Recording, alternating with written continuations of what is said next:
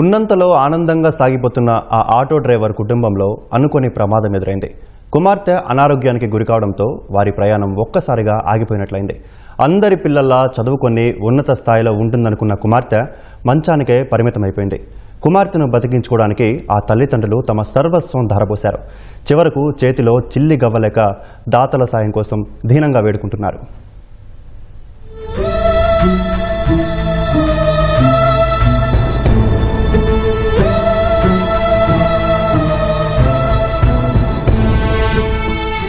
తండ్రిని పట్టుకొని విలపిస్తున్న ఈ అమ్మాయి పేరు లిఖిత. చదువుకునే వయసులో అరుదైన వ్యాధితో బాధపడుతూ ప్రత్యక్ష నరకం అనుభవిస్తోంది. ఆక్సిజన్ సిలిండర్ ఉంటే తప్ప ఊపిరి తీసుకోలేని పరిస్థితిలో ఉంది.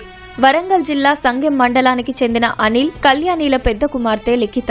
8వ తరగతి నుంచే కాస్త శ్వాస తీసుకోవడంలో ఇబ్బంది పడేది. ఆ తర్వాత క్రమేపీ అది మరింత ఎక్కువై ఊపిరితిత్తుల ఇన్ఫెక్షన్ కి గురికావడంతో చదువుకు స్వస్తి పలకాల్సి వచ్చింది. కుమార్తె వైద్యం కోసం తల్లిదండ్రులు 3 ఏళ్లుగా తిరగని ఆస్పత్రి లేదు, చూపించని వైద్యుడు లేడు. లక్షల్లో డబ్బు ఖర్చయింది తప్ప వ్యాధి నయం కాలేదు. హైదరాబాదులోని ఓ ప్రైవేట్ ఆస్పత్రి వైద్యులు లిఖితకు ఉన్నది సిస్టమిక్ స్లెరోసిస్ వ్యాధిగా నిర్ధారించారు. ఆ వ్యాధిని గుర్తించే నాటికే అది తీవ్రమవడంతో ప్రస్తుతం లిఖిత ఊపిరి పీల్చుకోవడం కష్టమవుతోంది. వ్యాధి ముదిరిన కొద్దీ లిఖిత శరీరంలో వివిధ అవయవాలపై ప్రభావం చూపి వాటి పనితీరును దెబ్బతీస్తుంది.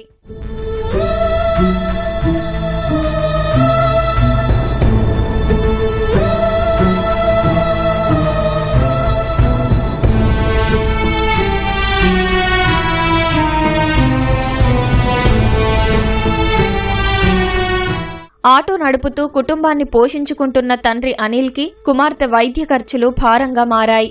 ఉన్న ఇంటితో పాటు భార్య పుస్తెలతో సహా మొత్తం బంగారం అమ్మి వైద్యం చేయించాడు. అయినా ఫలితం లేదు. రోటరీ క్లబ్ సాయంతో ఇంటి వద్దే ఆక్సిజన్ కాన్సంట్రేటర్తో లిఖిత ప్రస్తుతం ఊపిరి తీసుకుంటోంది. అధికంగా మందుల వాడకంతో మానసిక రుగ్మతకు లోనైంది. కుమార్తె పడుతున్న బాధ చూసిన తల్లిదండ్రులు పడుతున్న వేదన అంతా ఇంతా కాదు. వైద్య ఖర్చులకి, మందులకు నెలకి 50-60 వేలవుతాయని లిఖిత తండ్రి చెబుతున్నారు. ఇప్పటికే ఉన్నదంతా అమ్మి అప్పులు చేసి చికిత్స చేయించామన్నారు. ఇంకా తమ వద్ద ఏమీ మిగలలేదని కన్నీటి పర్యంతమవుతున్నారు. 3 years బ్యాక్ ఐడెంటిఫై అయింది. ఇది స్కిలోడర్మా, సిస్టమిక్ స్క్లెరోసిస్ అంటారు అని ఆమె ఐడెంటిఫై చేసింది. అప్పటికే లంగ్ ఇన్ఫెక్షన్ అయ్యింది. అప్పటి నుండి మందులు వాడుతూనే ఉన్నాము. మందుల కాస్ట్ వచ్చి నెలకి దాదాపు 40 నుంచి 50-60 వేల వరకు అవుతాయి. ఆ డిసీజ్ సిస్టమ్ ఏంది అంటే దాన్ని ఆపలేకపోతే ఏదన్నా ఒక ఆర్గాన్ డ్యామేజ్ చేస్తుంది. ఆల్రెడీ లంగ్ ఇన్ఫెక్షన్ అయ్యింది.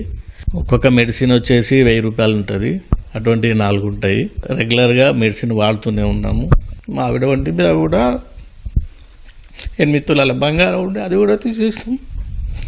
పుస్తకాలతో సహా ట్రీట్మెంట్ వచ్చింది అన్నారు. ప్రస్తుతానికి నా దగ్గర ఏం లేవు. ఇంజక్షన్ వచ్చేసి ఒకటి 80,000 కంటూ ఉంటుంది అన్నారు. ఒక 5 ఇంజక్షన్లు ఇవ్వాలి అన్నారు. ఇదంతా నేను ఆటో తోలుకుంటే చేయలేకపోతున్నా. నాకున్నాయని అమ్మేసిన, ఏం లేదు. ప్రజెంట్ అయితే ఇక దాంతోనే నేను ఇది చేసుకుంటున్నా. కొంచెం దాత లెవెల్ ముందుకు వచ్చి బిడ్డ ప్రాణాలు కాపాడాలి వేడుకుంటున్నా. నా బిడ్డను కాపాడండి. ఆ డిప్రెషన్తో ఏ పని చేయనిది. వాళ్ళ డాడీస్తో బయటకి మేము ఆటో నడుపుకుంటేనే బతికేటోళ్ళం. ఆమె మెడిసిన్ గిట్లా మాకు డబ్బులు వెళ్తలేవు. ఇంజక్షన్లకు హాస్పిటల్కి వెళ్ళిన 3 ఇంట్లో కుటుంబం ఉన్న వాళ్ళందరం ఒకరు ఆమెను పట్టుకోవాలి, ఒకరు సిలిండర్ పట్టుకోవాలి. ఎప్పటికీ 24 గంటలు ఆమెతో ఉండాల్సిందే. ఎప్పటికీ ఏడుస్తూనే ఉంటుంది. పడుకున్న చూసుకుంటూనే ఉండాలి ఎప్పటికీ. నా బిడ్డను బతికియండి, మాకు ఆర్థిక సాయం చేయండి. మాకు ఉన్నదంతా మేము అమ్ముకున్నాం. కుమార్తెను బతికించుకునేందుకు ఆ తల్లిదండ్రులు అన్ని ప్రయత్నాలు చేశారు. తమకున్న ఆస్తినంతా అమ్మి వైద్యానికి ఖర్చు చేశారు. తప్పని పరిస్థితుల్లో దాతల సాయం కోరుతున్నారు. ఎవరైనా ముందుకొచ్చి తమ కుమార్తె ప్రాణం నిలబెట్టాలని వేడుకుంటున్నారు.